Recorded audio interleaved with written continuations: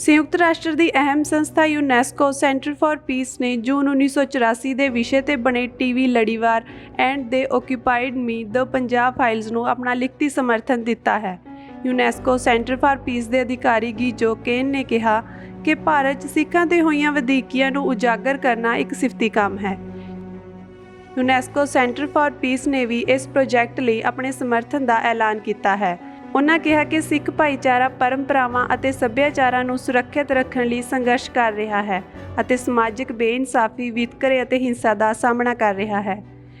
इस लड़ीवार नूं समाजिक न्याय ते उद्देश दीआं फिल्मां कैटेगरी विच योगदान पाउण लई AFI विश्व शांति इनीशिएटिव तो एक विशेष पुरस्कार प्राप्त करन लई भी चुनिया गया सी।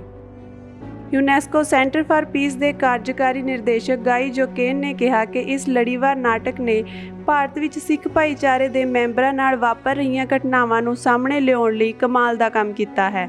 फिल्म ने घट गिणतियां की सुरक्षा और खुशहाली विच सरकारां की भूमिका वर्गे विश्वव्यापी मुद्दों को छूया है।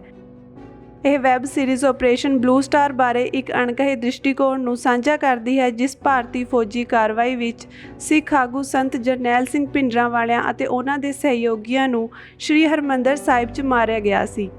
यह लड़ी 25 मई और 10 जून 1984 के विचकार वापरियां घटनावां ते केंद्रित है और टैलीविजन इतिहास विच पहली बार होवेगा जदों इस कतलेआम तो बचे 15 तो वध लोकां दीयां कहानियां पेश कीतियां जाणगीਆਂ।